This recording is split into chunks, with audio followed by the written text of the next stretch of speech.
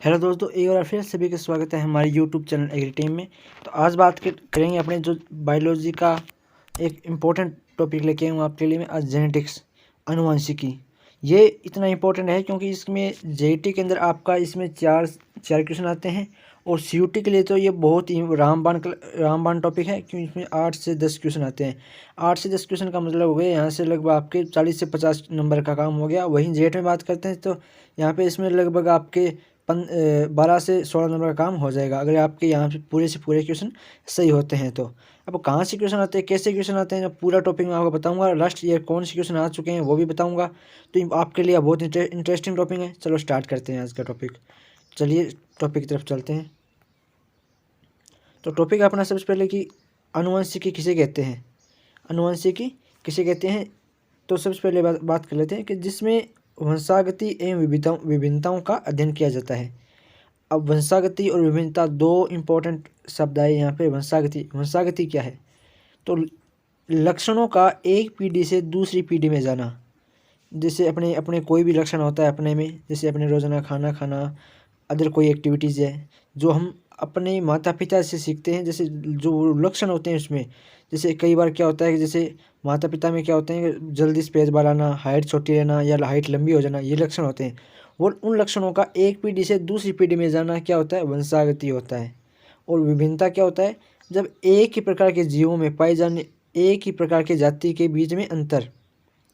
एक ही जाति है, जैसे मनुष्य जाति, तो हर मनुष्य अलग अलग प्रकार का होता है। तो वही होता है कि एक ही जाति के जीवों में, एक ही जाति के जीवों में पाए जाने वाले अंतर को विभिन्नता कहते हैं।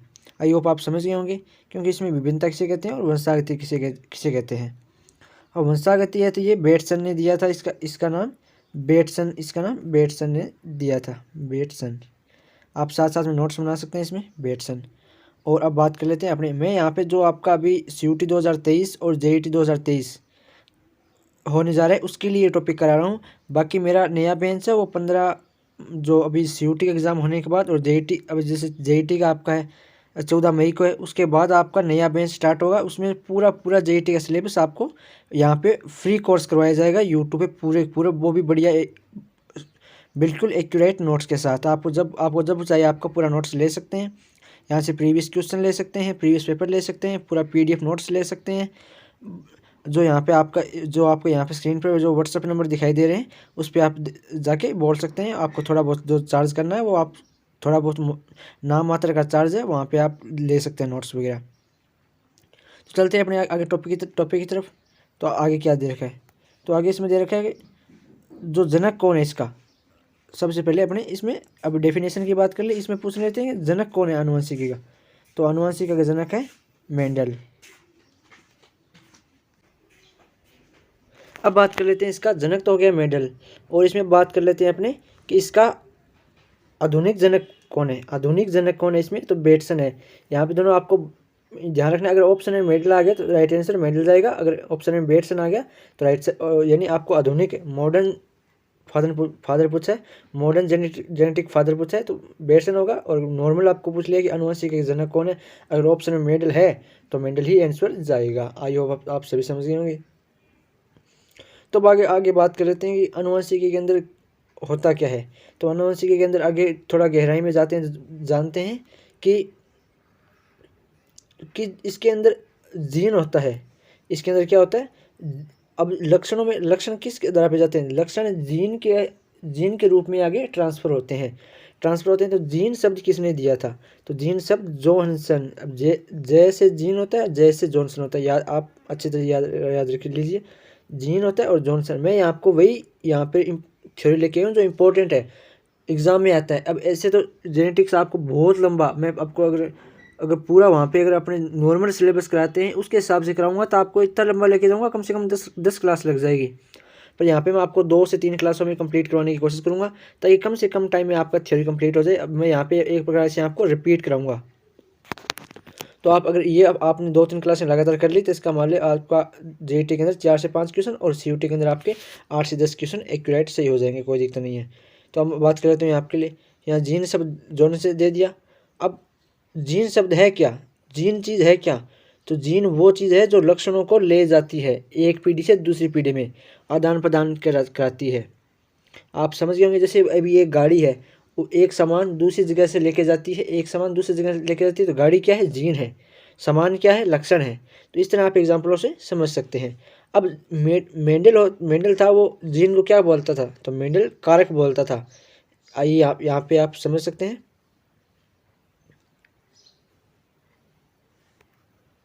देख लीजिए यहाँ पे आप अच्छी तरह समझ सकते हैं इसको।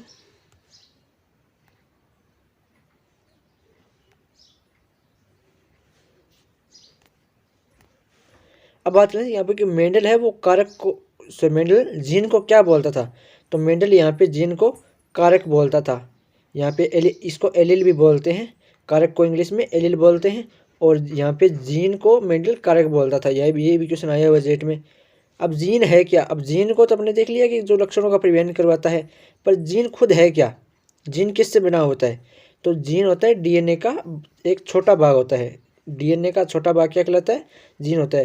क्योंकि अपने को पता है कि डीएनए ही जो आनुवंशिकता का मुख्य बिंदु है, उसी से जुड़ा हुआ जीन है, यानी जीन क्या है, डीएनए का छोटा भाग है।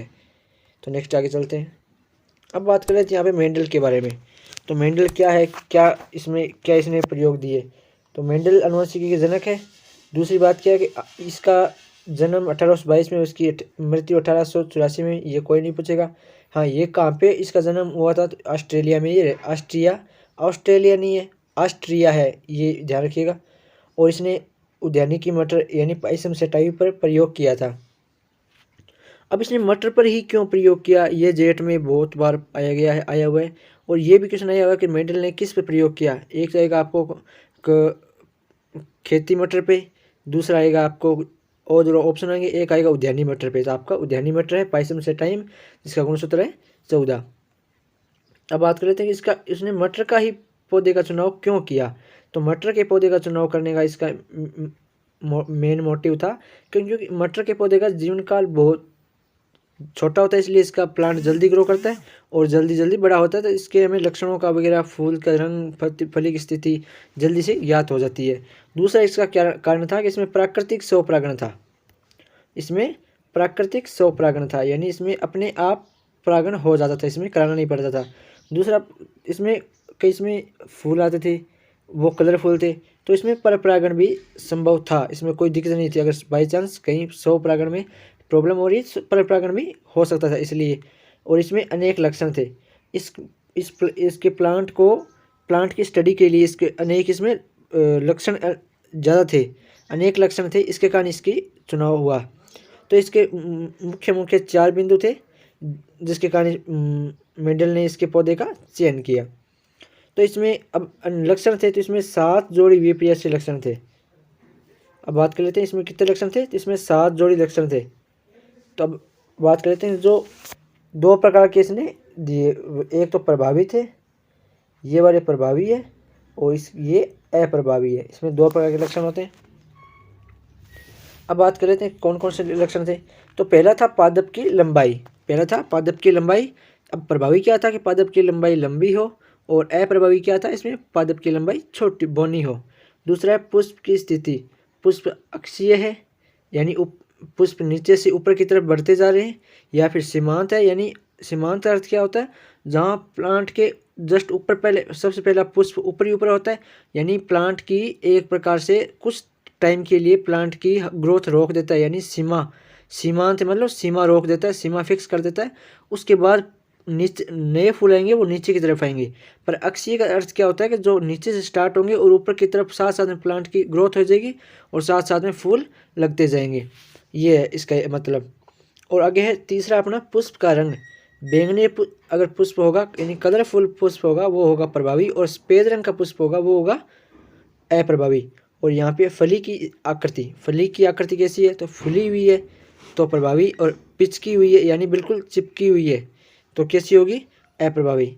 और फली का रंग कैसा होगा, हरा रंग होता तो प्रभावी, और पीला रंग होगा तो अप्रभावी।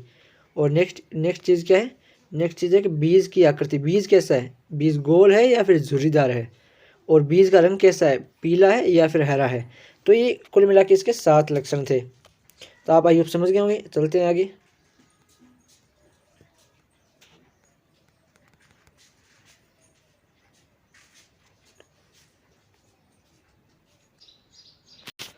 अब बात कर लेते हैं कि मेंडलवाद के थे जो पुनः खोजकर्ता कौन थे, यानी मेंडल ने प्रयोग कर दिया।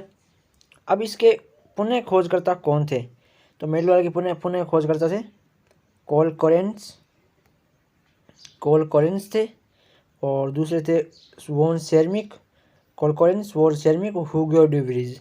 ये इंग्लैंड का था, सॉरी इंग्लैंड का नहीं, ये थे हॉलैंड के, ये वैज्ञानिक हॉलैंड के थे। अब कौन कौन से प्रयोग थे तो देख लेते हैं इसमें क्या क्या प्रयोग थे। तो पहला प्रयोग था मेंडल के प्रयोग एकल संकर संकरण, यानी एक जोड़ी विपर्यासी लक्षण। अब विपर्यासी लक्षण बच्चों को कंफ्यूज होता है, क्या होता है विपर्यासी? विपर्यासी का मतलब होता है उल्टा, ऑपोजिट मतलब एक लंबा प्लांट होगा और एक स्मॉल प्लांट होगा।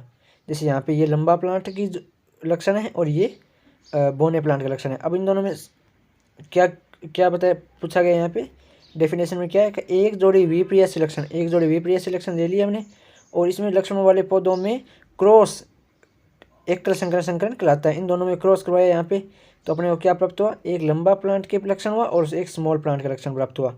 तो ये क्या है, अशुद्ध लंबे है। अब अपने को क्या F1 पीढ़ी प्राप्त हुई है, वो क्या है, अशुद्ध लंबे है।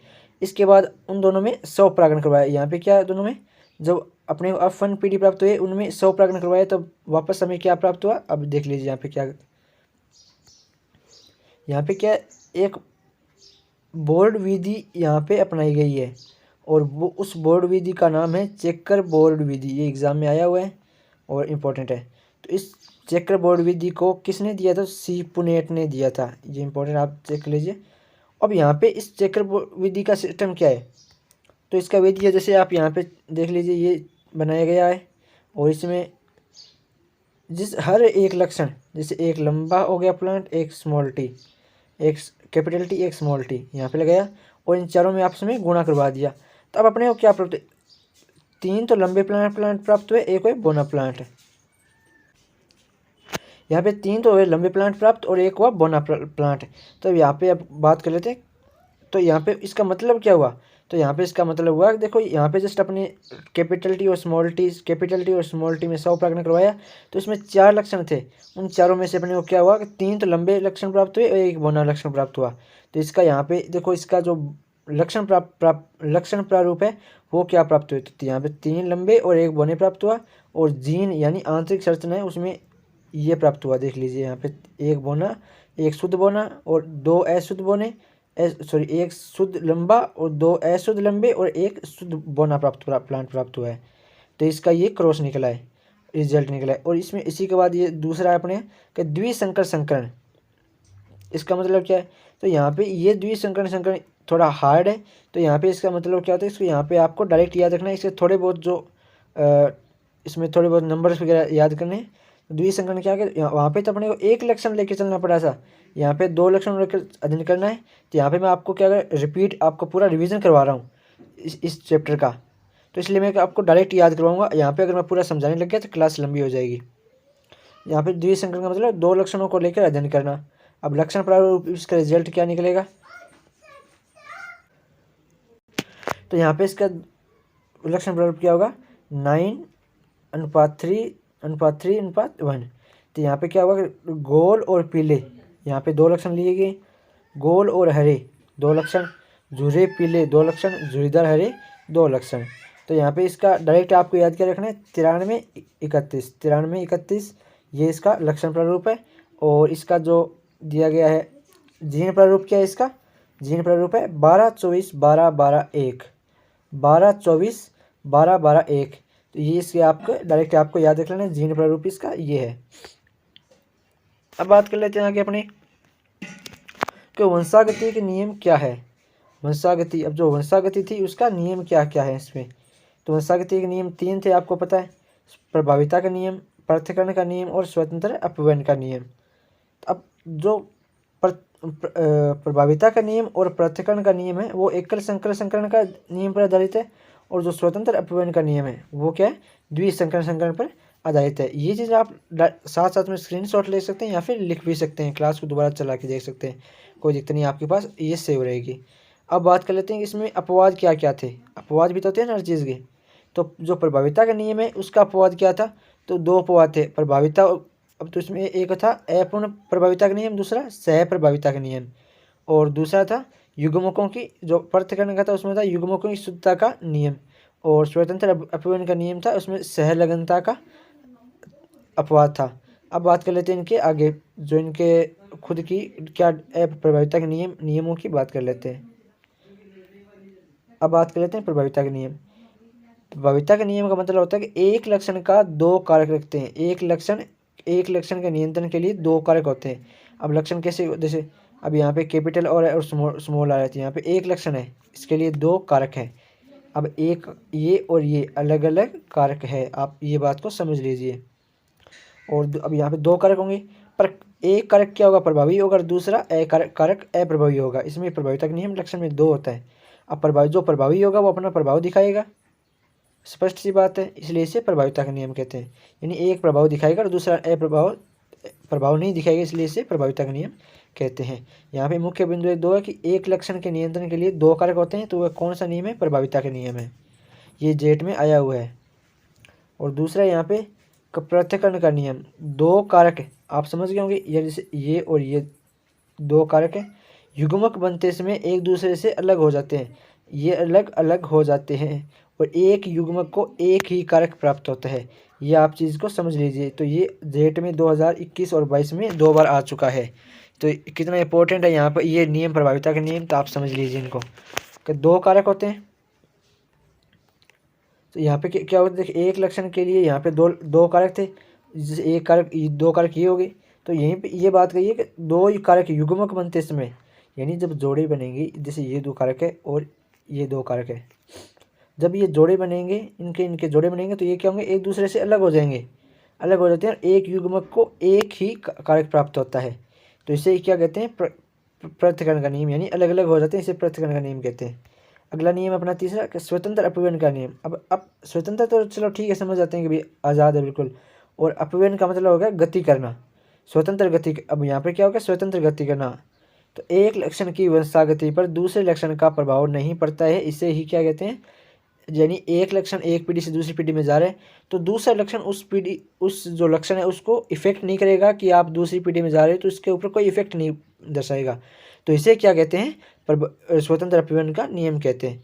अब बात कर लेते हैं इनके अपवाद क्या क्या थे। तो पहला था जो प्रभाविता के नियम थे, उसके दो पड़े थे, दो पड़े थे, उसमें क्या क्या है, तो यहाँ बात कर लेते दो अपवाद थे। एक था अपूर्ण प्रभाविता का नियम, तो इसकी खोज किसने की थी, इसने खोज की थी कोलेंस ने, जो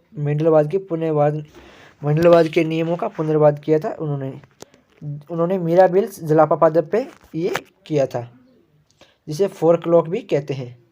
अब बात कर लेते हैं कि इसका है क्या इसमें, कि जब प्रभावी कारक अपना प्रभाव पूर्ण रूप से नहीं दर्शा पाता है, तो इसे अपूर्ण प्रभाविता का नियम कहा जाता है। एग्जाम्पल क्या क्या, मिराबिल्स में पुष्पों का रंग चेंज नहीं हो पाता, चेंज मीडियम स्थिति में रहता है, और एंटीरिनियम या स्पेग्नेनियम से भी हो जाता है।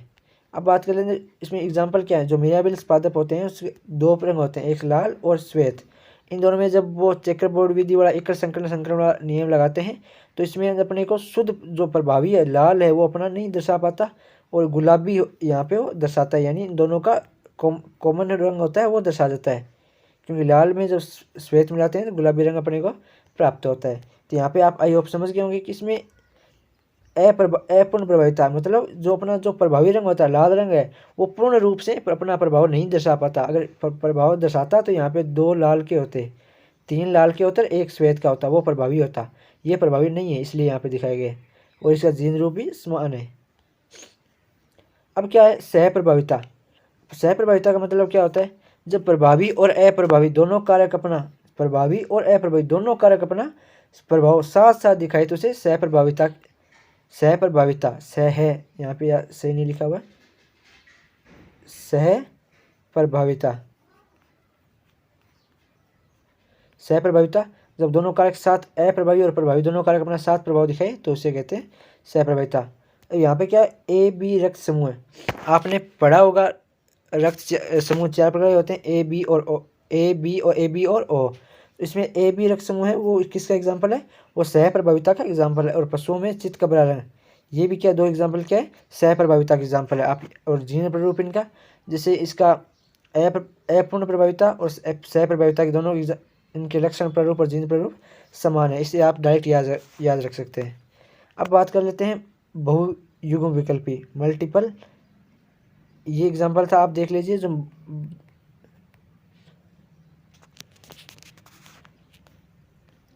जो स्वतंत्र अपवन का नियम है उसमें अपूर्ण प्रभाविता का नियम आ गया और सह प्रभाविता का नियम आ गया। और तीसरा है बहुयुग्म विकल्पी यानी मल्टीपल एलील। यदि किसी लक्षण का नियंत्रण दो या दो से ज़्यादा कारक या एलील करते हैं तो इसे बहुयुग्म विकल्पी कहा जाता है। जैसे मानव का ए बी और रक्त समूह है वो 3 एलील से बना होता है, यानी एक कारक होता है वो एक लक्षण होता है, उसका नियंत्रण एक मैक्सिमम 2 कारक कर सकते हैं, यानी 2 एलील कर सकते हैं। लेकिन जब उसका किसी लक्षण का नियंत्रण 2 से ज़्यादा एलील करते हैं तो उसे क्या कहते हैं, बहुयुग्म विकल्पी कहते हैं, मल्टीपल एलील कहते हैं। इसका मोस्टली एग्जांपल क्या है, मानव का ए बी और रक्त समूह है, इसमें कितने एलील होते हैं, 3 एलील होते हैं। अब अगला एग्जांपल अगला पढ़ लेते हैं क्या है। तो अगला है अब सहलगनता। सहलगनता क्या होती है, जीनों का साथ साथ जुड़कर एक पीढ़ी से दूसरी पीढ़ी में जाना क्या है, सहलगनता है। इसकी खोज किसने की थी, तो इसकी खोज की थी मॉर्गन ने। जीनों के मध्य दूरी बढ़ाने से सहलगनता कमजोर होती है। अब यहाँ पे क्या क्या गया है कि जीनों के मध्य दूरी बढ़ाने से सहलगनता कमजोर होती है, यानी एक जीन है ये है, एक जीन ये है। अब इन दोनों की अगर दूरी बढ़ा दी जाएगी तो ये जुड़ेंगे नहीं, तो इससे क्या होगी, सहलगनता मतलब दो जीन जुड़ेंगे नहीं और नेक्स्ट पीढ़ी में ये जाएंगे नहीं, तो इसके बीच में कमज़ोर हो जाएगी। और वहीं अगर जीन विनिमय क्या होता है, जीन विनिमय आपने कहाँ पे आता है, ये सेल बायोलॉजी में आता है। जीन विनिमय का मतलब होता है 2 जीनों का जुड़ना। अगर जीन विनिमय होगा तो सहलगनता का विपरीत होता है, मतलब जीन विनिमय इसमें क्रॉसिंग हो जाता है और क्रॉसिंग का सहलगनता का विपरीत होता है, मतलब यहाँ पे इन दोनों का अलग होगा। यहाँ पे आपको मैं आराम से पूरी समझाता हूँ कि जीन विनिमय यानी सहलगनता, जीन के मध्य दूरी बढ़ाने, यानी एक जीन ये है, अगर ये जीन है, इन दोनों के अगर मध्य दूरी बढ़ेगी तो ये जुड़ेंगे नहीं। अगर ये जुड़ेंगे नहीं तो नेक्स्ट पीढ़ी में जाएंगे नहीं। और वहीं अगर क्या जीन विनिमय का मतलब क्या होता है कि क्रॉसिंग ओवर हो जाता है, यानी दोनों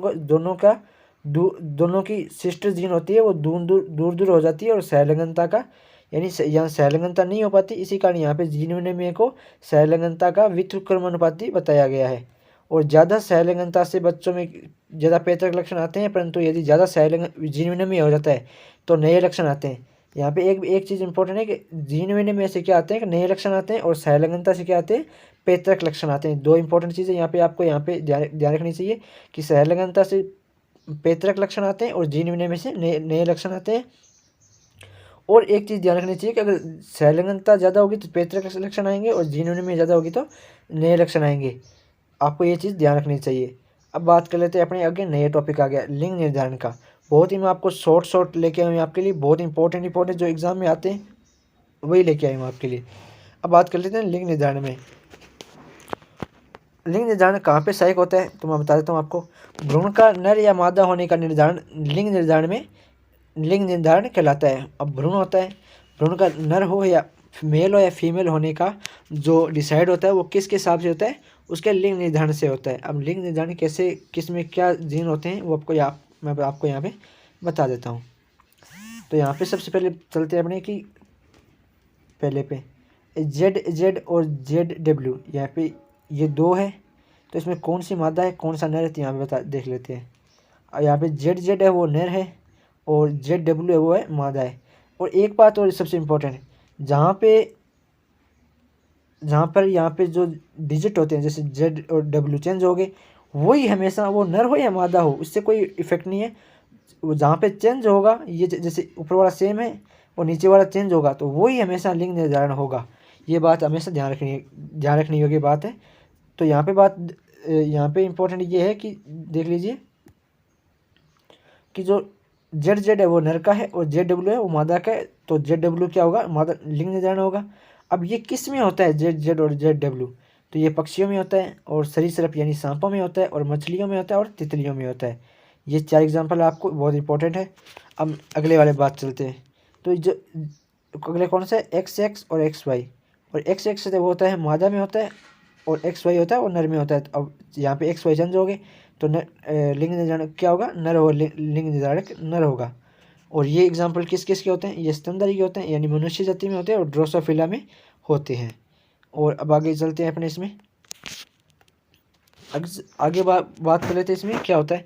तो XX और XO ये किस में होते हैं, XX और XO किस में होते हैं, तो ये होते हैं XX होता है वो मादा में होते हैं और XO किस में होते हैं, नर में होते हैं। अब यहाँ पे देख लीजिए, मादा में सिर्फ ZW होता है और यहाँ बाकी मादा में हमेशा सेम डिजिट होंगे, ये आप ध्यान रख लीजिए। ये याद रखने का थोड़ा माइंड में तरीका होना चाहिए, क्यों अगर देखो ZW है वो पक्षी, सरीसृप और मछली तीन में ही है, यानी मछली पानी में, सरीसृप उभयचर हो गया और पक्षी और तितली उड़ने वाली हो गई, तीनों इसमें अलग अलग प्रकार के हैं। और ZW मादा निर्धारक है, मादा लिंग निर्धारक है, इतने ही है। बाकी सब में नर है वो लिंग निर्धारक होते हैं। और एक में XX और XY आप जनरली पहचान जाएंगे स्तनधारी और ड्रोसोफिला में, परंतु जो लास्ट वाला है उसमें थोड़ी प्रॉब्लम आ सकती है, तो उसके लिए मैं थोड़ा आपको यहाँ पे और बता देता हूँ। ये होता है XX मादा और XO नर हो गया। और इसमें नर होता है वो लिंग निर्धारक होता है। नर में एक गुणसूत्र क्या होते हैं, कम होते हैं मादा से, जितने मादा में गुणसूत्र होते हैं उसमें से एक कम होते हैं, X 0 है यहाँ पर। और ये किस में होता है, मोस्टली ये कीट में क्या आते हैं, टिड्डा और कॉकरोच इंपॉर्टेंट है ये दोनों। और निमेटोड होता है और इसमें क्या आता है, एस्केरिस आता है। ये एग्जाम्पल है इसके। ये टेबल आप बहुत अच्छे से इसका स्क्रीनशॉट ले सकते हैं, बहुत अच्छी टेबल है ये, एक बार इसको पढ़ लिए तो आराम से याद हो जाएगा। और आई होप इसमें ये मोस्टली CUT के लिए इम्पोर्टेंट है, ये आप ध्यान रख लीजिएगा, ये CUT के लिए इम्पोर्टेंट है। अब आगे चलते हैं, बात कर लेते हैं आगे इसमें। अब बात करते हैं कि वंशागति का थोड़े बहुत इंपॉर्टेंट टॉपिक है, वो मैं आपको बता देता हूँ यहाँ पे। जो वंशागति का गुणसूत्र नियम है, वंशागति का गुणसूत्र ये नियम वो किसने दिया था, वो सटन और बावरी ने दिया था। और एक लक्षण का नियंत्रण या एक लक्षण का नियंत्रण दो कारक या एलील करते हैं। ये बात इंपॉर्टेंट, बहुत ध्यान है, याद रखिएगा। एक लक्षण का नियंत्रण दो कारक या एलील करते हैं, ये इम्पोर्टेंट है। अब आगे बात कर लेते हैं थोड़े परीक्षणों के बारे में कि टेस्ट क्रॉस क्या होता है। जब F1 या परीक्षण क्रॉस, F1 संतति और एक तो होता है F1 संतति, आपको पता है जब दो एक विपरीत लक्षण जोड़ी क्रॉस करवाते हैं तो F1 संतति प्राप्त होती है। और F1 संतति का अप्रभावी पैतृक में से संकरण टेस्ट क्रॉस कहलाता है। F1 संतति जैसे अपने को ये प्राप्त हो गई और अपने को क्या यहाँ पे अप्रभावी जैसे स्मॉल टी होगा, इन दोनों का अगर क्रॉस कराएंगे तो वो क्या करेगा, टेस्ट क्रॉस परीक्षण संकरण कहलाएगा। मेडल ने इसका प्रयोग F1 संतति का जीन प्रारूप ज्ञात करने में किया था। या जेट यहाँ पे जो CUT में क्वेश्चन आ सकता है कि मेडल ने टेस्ट क्रॉस का उपयोग क्यों किया था, तो जीन का F1 संतति का जीन प्रारूप ज्ञात करने में किया था। ये आप ध्यान से देख लीजिए। इसके बाद आप ये नीचे आ गया, जैसे यहाँ पे ये F1 संतति होगी और ये अप्रभावी संकरण पैतृक लक्षण हो गए, और यहाँ पे इसका जीन प्रारूप और लक्षण प्रारूप क्या होंगे, टेस्ट क्रॉस में 1:1 होगा। अब मेडल की सफलता के कारण क्या थे, मेडल ने अपनी सफलता प्राप्त की तो सफलता का कारण क्या था, तो सदैव ये जेट में आया हुआ है, इंपॉर्टेंट है आपके लिए। सदैव शुद्ध पैतृक पौधे लिए उन्होंने, सदैव ऐसे नहीं कि F1 संतति ले लिए F2 ले लिए, नहीं, उन्हें सदैव पैतृक पौधे लिए, मटर के पौधों का चयन किया। ये भी एक अच्छी सफलता का कारण क्यों था, अगर प्लांट ही सही नहीं होगा तो उसमें लक्षण कैसे होंगे। और उन्होंने एक बार में एक या दो लक्षणों का ही अध्ययन किया, लक्षण तो बहुत थे पर लक्षण हमेशा एक या दो लक्षणों का अध्ययन किया। उन्होंने मात्रात्मक विश्लेषण किया था, उन्होंने हर चीज़ का बिल्कुल बारीकी से अध्ययन किया था। अब बात कर लेते हैं आगे कि मानव की त्वचा का रंग एवं गेहूं के दानों का रंग नियंत्रण एक से अधिक जीनों के द्वारा होता है, इसे बहुजीनी वंशागति कहते हैं। यहाँ पे इंपॉर्टेंट है ये, आप ध्यान से पढ़िए इसको कि मानव की त्वचा का रंग एवं गेहूं के दानों का रंग नियंत्रण एक से अधिक जीनों के द्वारा होता है।